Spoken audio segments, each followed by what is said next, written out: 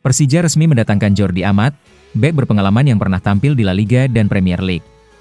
Dengan mental juara dan jiwa kepemimpinan, Jordi siap membawa pertahanan Macan Kemayoran naik kelas. Erick Thohir menegaskan bahwa membangun timnas tidak bisa instan dan pelatih perlu waktu. Ia mengajak publik untuk mendukung proses jangka panjang, bukan terjebak pada desakan emosional. Mauro Zylstra tengah dipersiapkan untuk timnas U23 dan menjadi pelapis Romeni.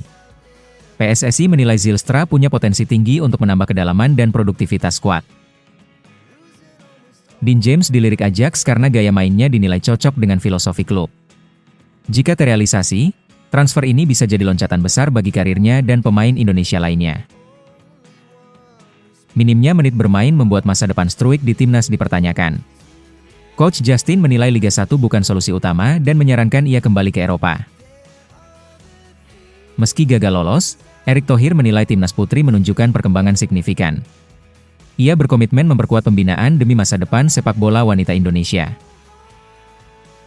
Jangan lupa klik tombol subscribe dan aktifkan lonceng notifikasi, agar Anda tidak ketinggalan setiap pembaruan penting dari kami.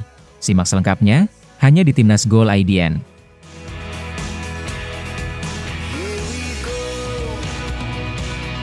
Jordi Amat resmi bergabung dengan skuad Macan Kemayoran. Jordi bukanlah pemain sembarangan, ia adalah bek syarat pengalaman yang telah menapaki panggung kompetisi elit di Eropa dan Asia. Ia telah mencicipi kerasnya persaingan di La Liga dan Premier League sebelum melanjutkan karir ke Belgia dan Malaysia. Kiprah terakhirnya bersama Johor Darul Ta'zim selama 3 musim membuatnya dikenal luas di kawasan Asia Tenggara. Tak hanya tangguh dalam bertahan, Jordi juga dikenal sebagai sosok pemimpin di ruang ganti. Hal inilah yang menjadi pertimbangan utama manajemen Persija untuk merekrutnya. Di tengah ekspektasi tinggi dari The Jackmania, Jordi datang dengan tekad dan mentalitas juara. Dalam pernyataannya, ia menegaskan bahwa ambisinya di setiap pertandingan adalah satu, menang. Pemain kelahiran Barcelona ini sudah menjejakkan kaki di ibu kota dan siap menghadapi tekanan Liga 1 yang semakin kompetitif.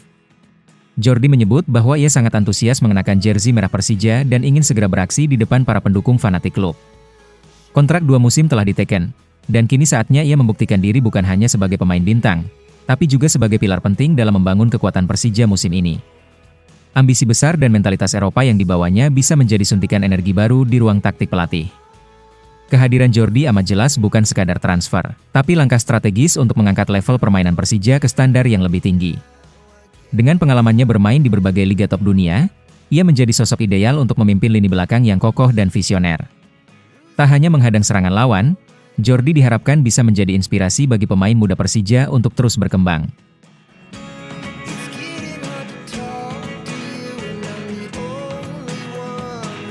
Ketua Umum PSSI Erick Thohir angkat suara menanggapi desakan publik agar Patrick Kluivert segera dipecat jika gagal membawa skuad Garuda lolos ke Piala Dunia. Menurut Erick, membangun sepak bola nasional tidak bisa dilakukan secara instan. Ia menekankan bahwa proses dan kesabaran adalah kunci dalam mencapai target besar seperti lolos ke pentas dunia. Erick juga mengingatkan bahwa sebelumnya Indonesia pernah gagal lolos ke Olimpiade meski sudah berjuang keras dalam laga playoff melawan Guinea. Dalam pernyataannya di Jakarta pada 4 Juli 2025, Erick meminta para pemain timnas, termasuk Jai Idzes dan kolega, untuk tetap fokus dan menunjukkan semangat juang tinggi. Ia menekankan pentingnya persiapan matang sebagai fondasi kesuksesan. Bagi Erick, perjuangan tim harus diapresiasi, bukan malah dijatuhkan dengan tekanan yang tak membangun. Yang penting kita jangan jadi bangsa yang menyerah sebelum kita fix, ujarnya dengan tegas. Menanggapi isu soal nasib Patrick Kluivert, Erick secara terbuka menyatakan bahwa pelatih asal Belanda tersebut memiliki kontrak selama 2 tahun, dan masa itu harus dihargai. Ia membandingkan dengan Sintayong yang diberi kesempatan 5 tahun penuh sebelum akhirnya tidak diperpanjang. Menurutnya, semua pihak harus belajar menghargai proses dan tidak tergesa-gesa dalam menilai hasil. Sebagai penutup, Erick mengajak semua pihak untuk tidak menjadikan sepak bola sebagai ruang konflik dan drama. Justru, sepak bola harus menjadi pemersatu bangsa. Ia menyatakan siap menerima kritik, namun mengimbau agar kritik itu bersifat membangun, bukan sekadar hujatan emosional. Pesan ini menjadi sinyal kuat bahwa PSSI ingin membangun fondasi yang stabil dan berkelanjutan untuk masa depan sepak bola Indonesia.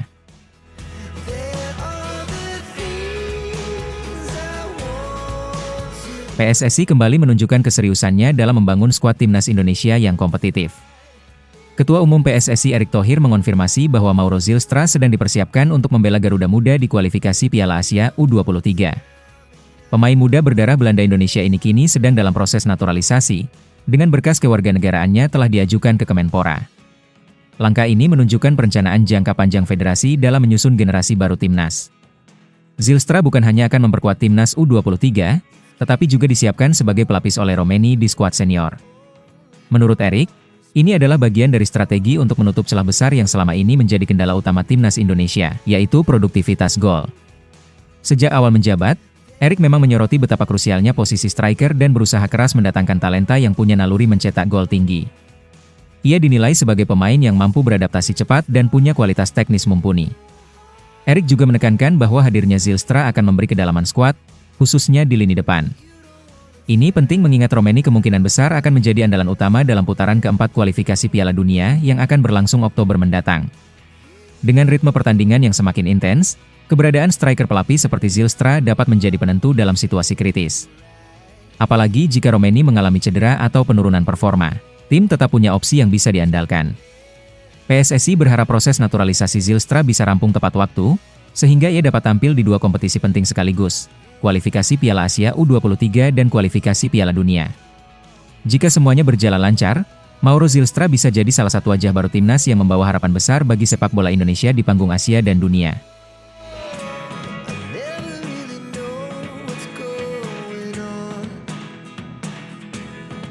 Nama Dean James kini semakin santer dibicarakan media sepak bola Eropa. Setelah resmi memperkuat timnas Indonesia, namanya mulai dikaitkan dengan Ajax Amsterdam. Sorotan ini mencuat usai laporan Football Transfers menyebutkan bahwa Dean memiliki kecocokan tinggi dengan filosofi permainan Ajax. Apalagi, Ajax sedang dalam kondisi mencari bek kiri baru seiring kemungkinan hengkangnya Jorel Hato ke klub besar Eropa lainnya. Ajax sejauh ini memang mengincar Roman Vega dari Argentinos Juniors, namun persaingan ketat dengan River Plate membuat transfer tersebut belum pasti. Di tengah situasi itulah nama Dean James mulai diperhitungkan. Football Transfers menilai Dean memiliki nilai club fit sebesar 78 dengan Ajax, sebuah skor yang menunjukkan kecocokan gaya bermain yang tinggi.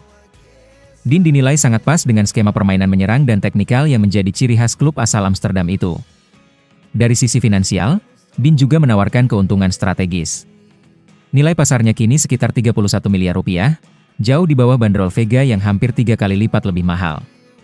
Dengan kontrak yang masih berlaku di Go Ahead Eagles hingga 2028, Ajax punya peluang mendapatkan Dean tanpa perlu merogoh kocek dalam-dalam.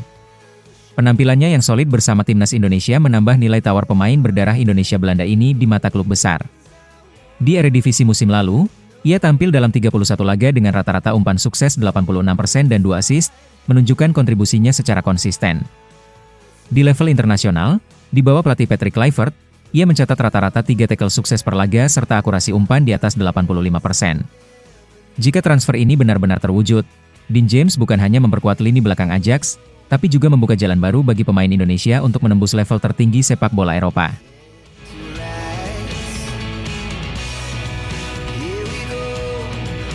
Rafael Struijk, striker muda yang dulu jadi andalan timnas Indonesia di bawah Sintayong kini mulai jarang terlihat di lapangan.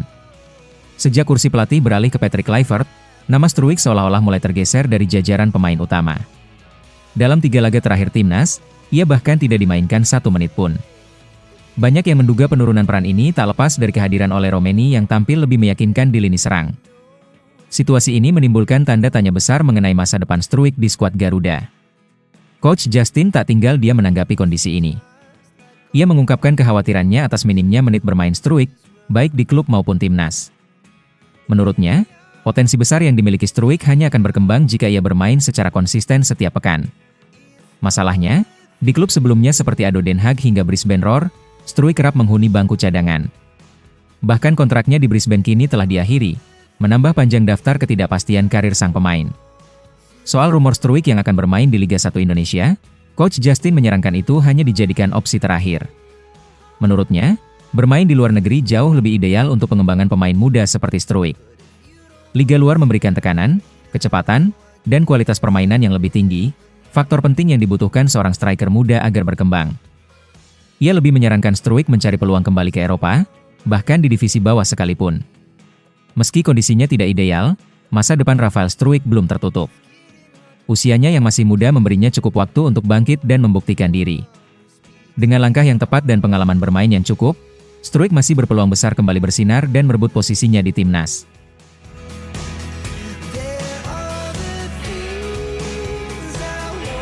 Perjuangan timnas putri Indonesia di kualifikasi Piala Asia memang belum membuahkan hasil manis, namun apresiasi datang dari orang nomor 1 di PSSI Erick Thohir.